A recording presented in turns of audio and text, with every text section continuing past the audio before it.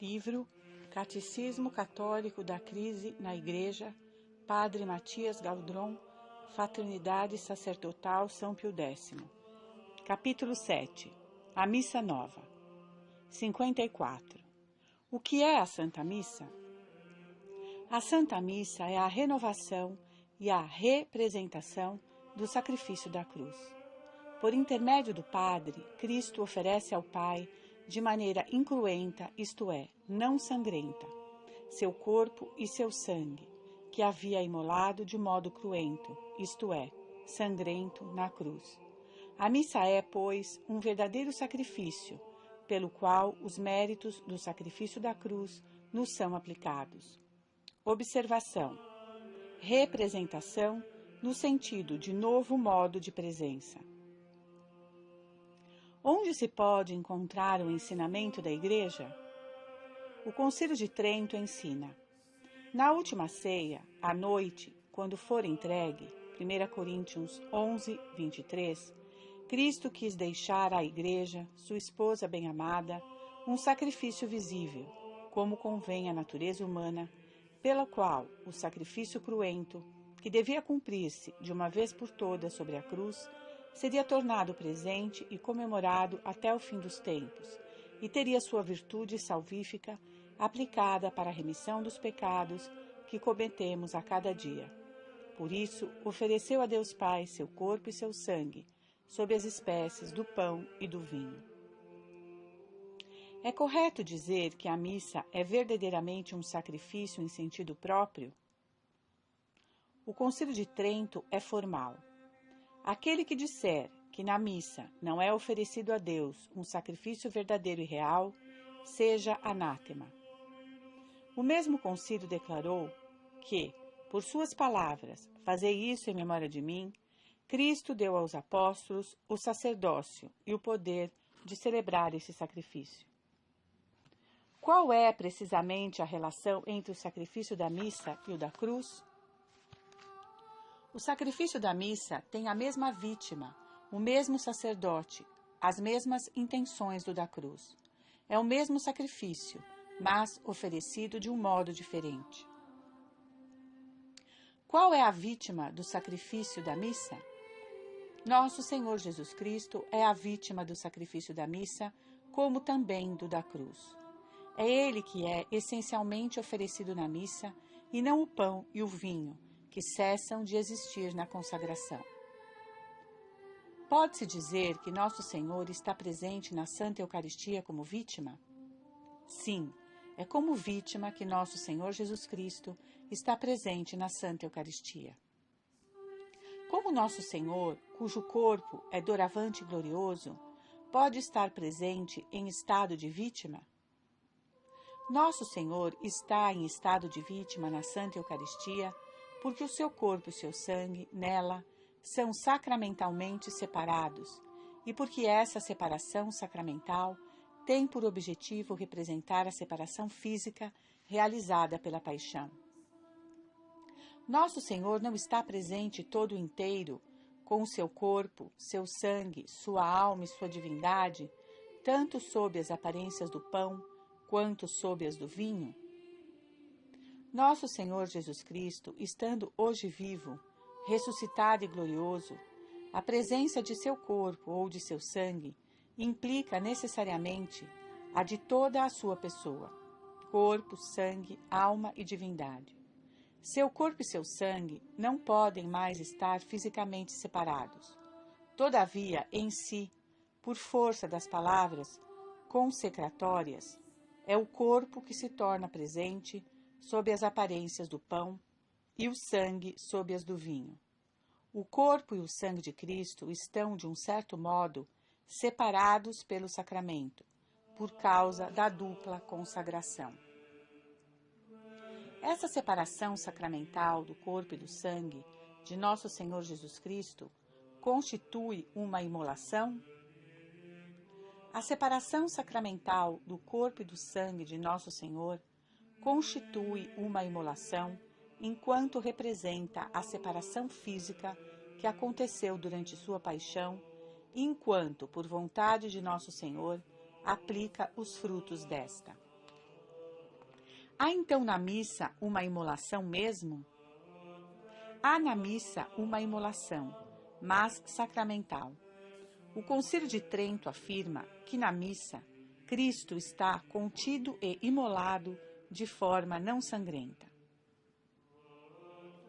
Qual é o sacerdote do sacrifício da missa? O verdadeiro sacerdote do sacrifício da missa é como, sobre a cruz, nosso Senhor Jesus Cristo.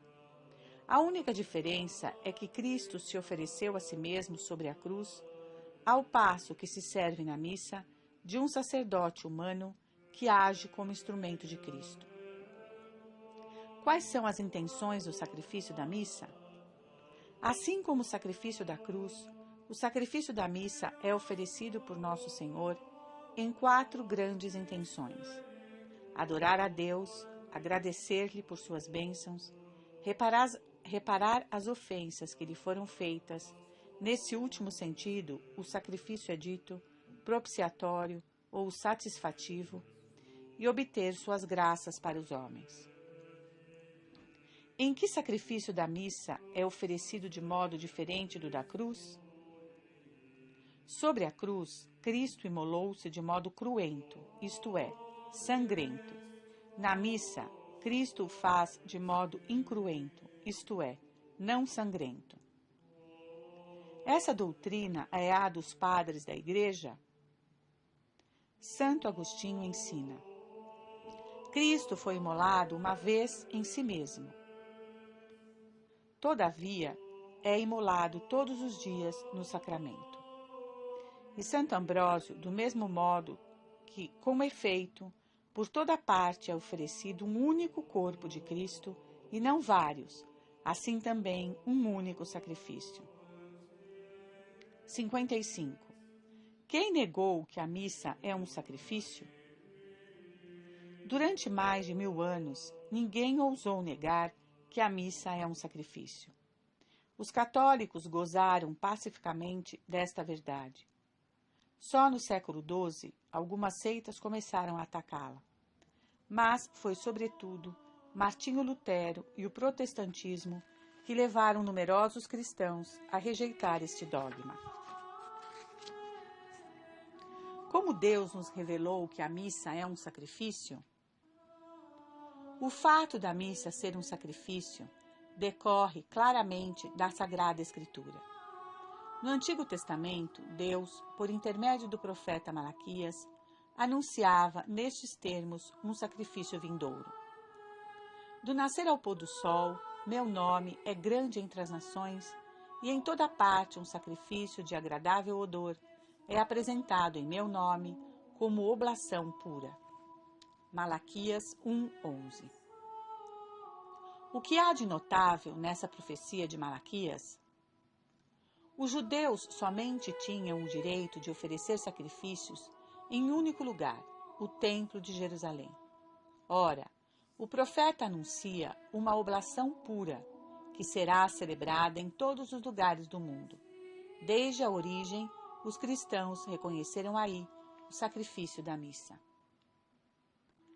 Há no Antigo Testamento outros anúncios do sacrifício da missa? O sacerdócio de Cristo é prefigurado no Antigo Testamento pelo de Melquisedeque. São Paulo diz que Jesus Cristo é o sacerdote segundo a ordem de Melquisedeque. Ora, Melquisedeque somente é mencionado na Bíblia por ter oferecido um sacrifício de pão e vinho. Gênesis 14:18. É uma figura do sacrifício da missa, instituído por Nosso Senhor e cumprido sob as espécies do pão e do vinho. Os evangelhos falam da missa como de um sacrifício? Quando da instituição da missa, na Quinta-feira Santa, Cristo utilizou termos referindo-se a um sacrifício. Meu corpo entregue por vós, meu sangue, o sangue da nova aliança, derramado por muitos para a remissão dos pecados. Podem-se citar ainda outras passagens da Sagrada Escritura? Na primeira carta aos Coríntios, São Paulo opõe a mesa dos demônios à mesa do Senhor. 1 Coríntios 10, 18, 21. Como a expressão mesa dos demônios designa os sacrifícios pagãos oferecidos aos ídolos, a expressão mesa do Senhor designa, pois, o sacrifício cristão. Do mesmo modo, a Epístola aos Hebreus afirma: nós temos um altar, do qual os que servem ao tabernáculo não têm a faculdade de comer. Hebreus 13:10. Ora, um altar é feito, por definição, para oferecer um sacrifício. O que dizem da missa os primeiros padres da Igreja? Os mais antigos escritos eclesiásticos falam da Eucaristia como de um sacrifício. Podem-se citar, entre muitos outros, a Didaquê, cerca de 100 anos depois de Cristo, o Papa São Clemente, ano 101, São Cipriano de Cartago, ano 258. O que a Didaquê ensina? A Didaquê, um dos primeiros escritos cristãos, declara: reuni-vos no dia do Senhor, parti o pão e rendei graças, depois de terdes confessado vossos pecados, para que o vosso sacrifício seja puro. O que disse o Papa São Clemente? São Clemente de Roma, Papa de 92 a 101, escreveu: o Senhor prescreveu que os sacrifícios e as ações litúrgicas sejam cumpridas em tempos, em horas precisos. Como São Cipriano de Cartago fala do sacrifício da missa? São Cipriano de Cartago, ano 258, consagrou sua carta, 63, ao sacrifício da missa. Afirma nela que Cristo ofereceu seu corpo e seu sangue em sacrifício ao Pai, número 4, que ordenou celebrar esse sacrifício em memória dele, número 14, e que o sacerdote age como representante de Cristo, número 9. Pode citar mais um padre da Igreja sobre o sacrifício da missa?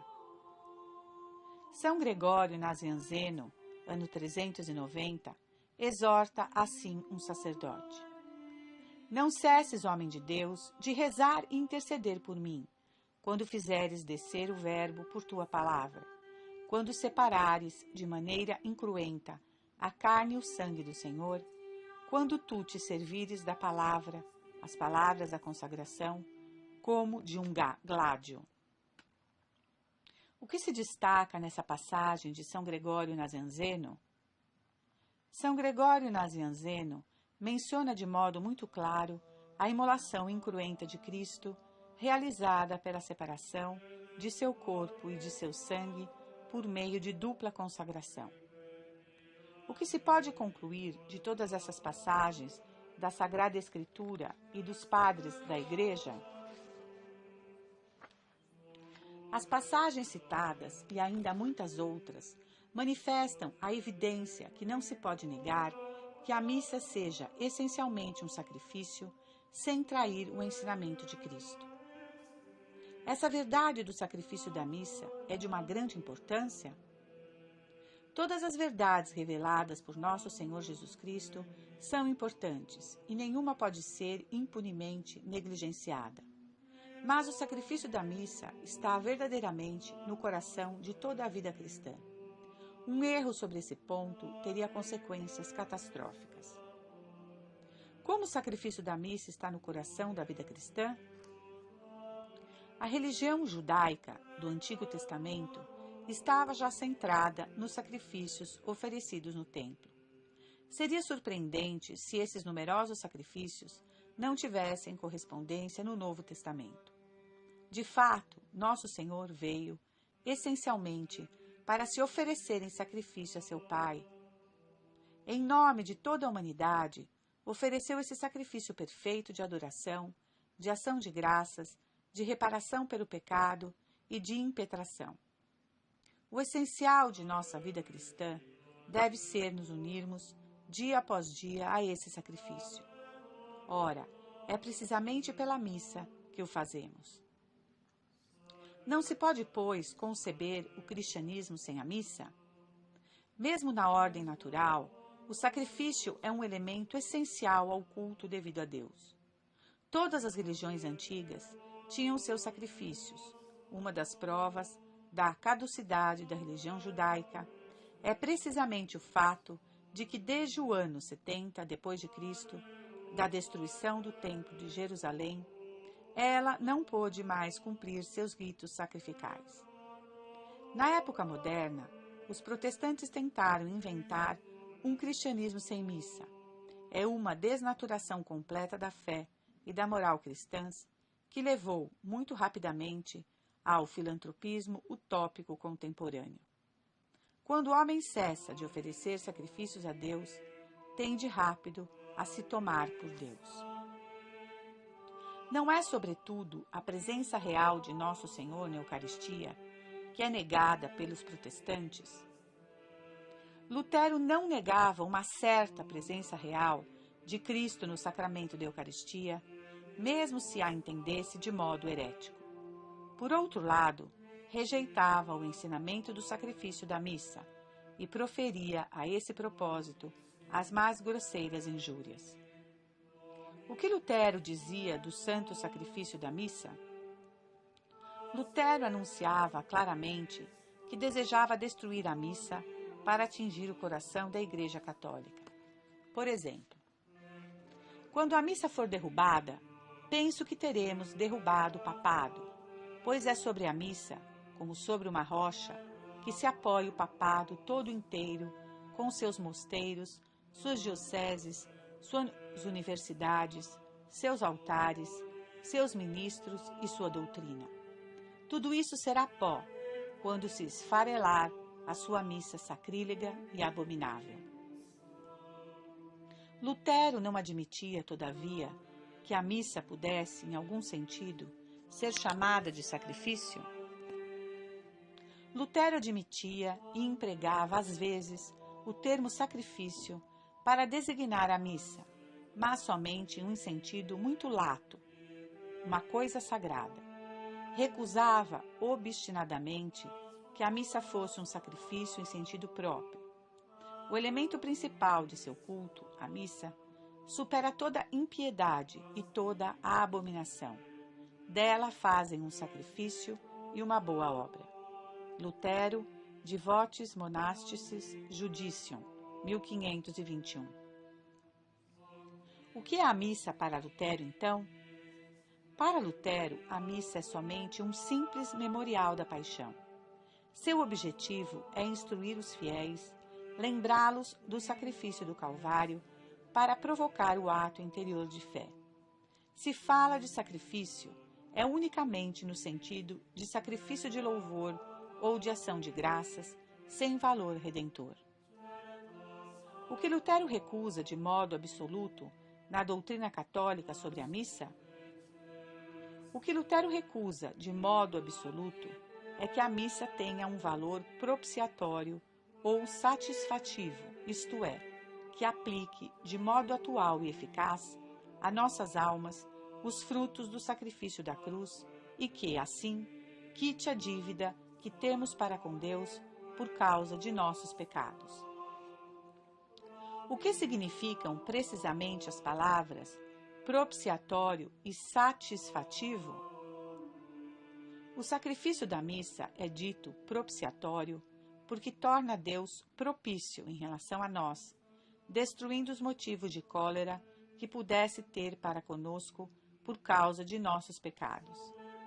É dito satisfativo porque satisfaz a justiça divina, isto é, que faz o bastante, satisfacere, fazer o bastante para apaziguá-lo. O que diz Lutero precisamente sobre este assunto? Lutero ensina: a missa não é um sacrifício ou a ação de um sacrificador. Olhemo-la como sacramento ou como testamento. Chamemo-la bênção, Eucaristia ou memória do Senhor. O Santo Sacramento não foi instituído para que dele se faça um sacrifício expiatório, mas para que sirva para despertar a fé em nós e para reconfortar as consciências. A missa não é um sacrifício oferecido para os outros, sejam vivos ou mortos, para pagar seus pecados, mas uma comunhão em que padre e fiéis recebem o sacramento, cada um para si mesmo. É um erro manifesto e ímpio oferecer ou aplicar a missa aos pecados, na qualidade de satisfação ou em favor dos defuntos. Quais as consequências litúrgicas dos erros de Lutero sobre a missa? Para Lutero, a liturgia da palavra deve tomar o primeiro lugar e a comunhão o segundo, modificando progressivamente os ritos e as cerimônias tradicionais da missa. Lutero quis incitar pouco a pouco os fiéis a mudar a sua fé, mas aconselhou a não agir muito rápido. Para chegar segura e felizmente ao objetivo, é preciso conservar algumas cerimônias da antiga missa para os fracos, que poderiam ficar escandalizados pela mudança muito brusca. Os protestantes impuseram, pois, voluntariamente, sua nova crença de modo dissimulado, modificando pouco a pouco a liturgia. Os anglicanos, sobretudo, adotaram essa estratégia dissimulada, mas Lutero a havia anunciado de maneira muito clara. O padre pode muito bem arranjar-se de tal modo que o homem do povo ignore sempre a mudança operada e possa assistir à missa sem encontrar de que se escandalizar. Que mudanças Lutero introduziu na liturgia? Lutero combateu sobretudo o ofertório, que fez desaparecer, e o cânon, que modificou consideravelmente. Conservou o quadro geral da missa, mas apagou habilmente o essencial. No Natal de 1521, o culto luterano se apresentava assim: Confiteor, Introito, Kyrie, Glória, Epístola, Evangelho, Pregação, não havia ofertório, Sanctus, relato em língua vulgar e em voz alta da instituição da ceia, comunhão sobre as duas espécies, na mão e no cálice, sem necessidade de uma prévia confissão. Agnus Dei, Benedicamus Domino. O latim só apareceu pouco a pouco, desapareceu pouco a pouco. O que se pode dizer do ódio com que Lutero perseguia a missa católica? Lutero enxergou bem um ponto. Toda a vida cristã repousa sobre o sacrifício do Calvário, renovado de modo incruento sobre o altar. Desnaturar a missa é um dos meios mais eficazes para destruir a Igreja. Vários autores católicos destacaram que essa seria a obra do Anticristo. Pode citar algum desses doutores? Santo Afonso de Ligório advertiu gravemente: a missa é o que há de mais belo e de melhor na Igreja. Também o demônio sempre procurou, por meio dos hereges, privar o mundo de missa, fazendo-os precursores do Anticristo. Dom Geranger previne do mesmo modo: se o sacrifício da missa se apagasse, não tardaríamos a recair no estado depravado em que se achavam os povos manchados pelo paganismo, e essa será a obra do Anticristo. Tentará todos os meios para impedir a celebração da Santa Missa, para que esse grande contrapeso seja abatido e que Deus ponha fim, então, a todas as coisas, não tendo mais motivo para as fazer subsistir. A Sagrada Escritura anuncia que o Anticristo combaterá o sacrifício da missa? O profeta Daniel anunciou sobre o tema do Anticristo: o poder lhe será dado contra o sacrifício perpétuo por causa dos pecados.